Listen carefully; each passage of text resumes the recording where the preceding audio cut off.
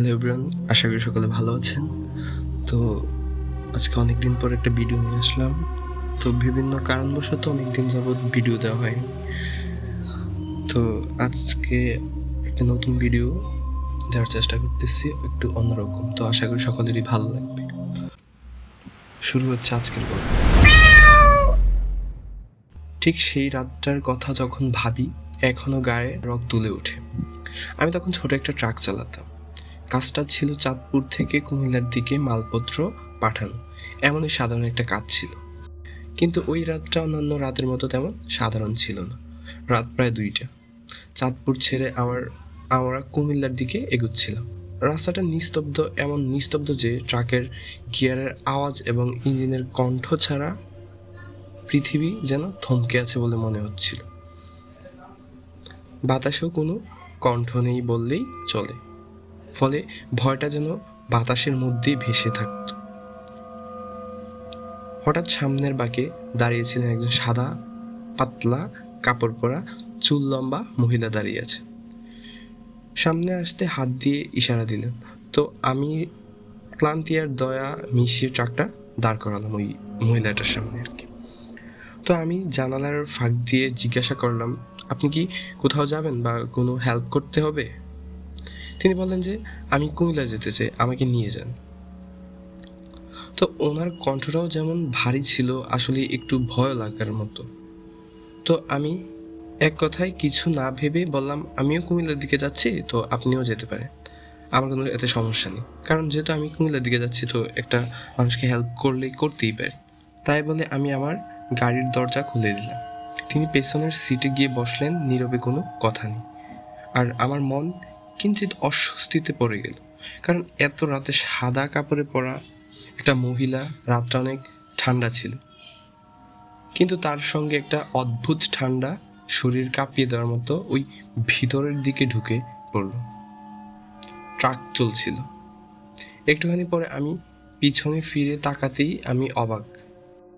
এমন এক ঘটনা যা আমায় এক বড় চিন্তা ও ভয়ে ফেলে দিল। তার পা দুটা দেখা যাচ্ছিল না, মনে হচ্ছিল পা নেই। এত রাতে এই কাহিনী, আমি তো পুরাই শক। আমার বুকটা হঠাৎ কেঁপে উঠল। ব্রেক চাপছিলাম রীতিমতো, কিন্তু ব্রেক কাজ করছে না। তখন ট্রাকও থামছে না। আর কয়েকবার ট্রাই করলাম, কিন্তু ব্রেক কাজ করছে না। একটা রকমের উদ্বেগী অসহায় তীব্রতা দেহে ঢুকে এলো আমার। আমি চিৎকার করতে চাচ্ছিলাম, কিন্তু কেমন যেন চিৎকার আসতেছে না। পিছনে তাকাতেই মহিলা আমার দিকে তাকিয়ে। ওনাকে দেখে আমি রীতিমতো কাঁপছি, কারণ ওনার বিভৎস চেহারা আমার মন কাঁপিয়ে দিয়েছে।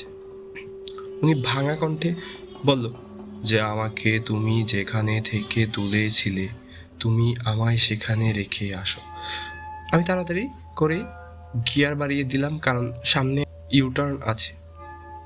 এটা দিয়ে আমার আগের জায়গায় যাওয়ার জন্য ব্রেক চেপে দেখলাম যে কাজ করছে, কিন্তু ব্রেক ঠিক মতো কাজ করছে না। এখনও রীতিমতো ব্রেক কাজ করছে না। অবাক করার বিষয় হলো, আমি লোকটাকে যেখান থেকে নিয়ে আসলাম ঠিক সেখানেই যেতে ব্রেক ঠিক হয়ে গেল। ট্রাক থামল, ইঞ্জিন হঠাৎ স্তব্ধ হয়ে গেল। আমি গাড়িতে থাকা অবস্থায় দেখলাম তিনি গাড়ি থেকে নামছেন। কোনো শব্দ নেই তার মুখে, কিন্তু তিনি নামলেন। আমি ওনার নামার ঠিক সাথে সাথেই নামলাম। নামার পর যা হলো তা ছিল ওই রাতের সবচেয়ে ভয়ঙ্কর বিষয়। কি হলো যে, নেমে দেখি মহিলাটা নেই। মানে গাড়ির পেছনে, সামনে, চারদিকে তাকিয়ে দেখলাম কোথাও নেই। তখন ভয়ে আমার গা কাঁপছিল, কারণ এমন ঘটনার সম্মুখীন আমি কখনো হইনি। গাড়ি যেখানে ছিল তার বাম পাশে হঠাৎ চোখ পড়ল। দেখলাম একটা অদ্ভুত বিষয়। জায়গাটা কিছুটা উঁচু, মানে সমাধির মতো অবস্থা আর কি। আর সেখানে একটা পাথরের খোদাই করা কিছু লেখা আছে, যা অস্পষ্ট, মানে তেমন বোঝা যাচ্ছে না। তাই আমি কি করলাম যে একটু কাছে গিয়ে দেখি। তো আমি কাছে গিয়ে তা পর্যবেক্ষণের চেষ্টা করলাম।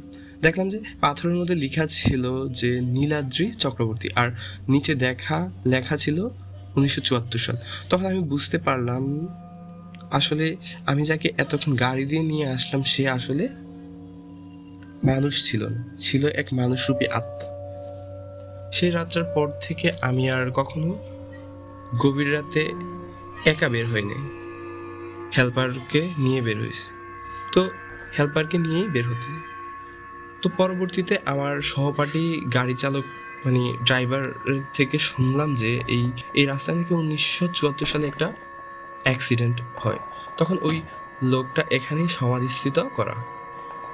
তার ফ্যামিলিতে তার ফ্যামিলির কাছে কেন হস্তান্তর করা হয়নি তা জানা হয়নি। আচ্ছা, তুমি যদি এই রাস্তা দিয়ে একা যেতে আর তোমার সাথে যদি এই ঘটনাটা ঘটতো তাহলে তুমি কি করতে? তো আশা করি আজকের গল্পটা ভালোই লাগবে। তো এমন নতুন গল্প পেতে আমাদের চ্যানেলের সাথেই থাকুন আর মন্তব্য করবেন যে আপনি যদি এই জায়গায় থাকতেন তাহলে আপনার কেমন লাগতো আর আপনি কি করতেন।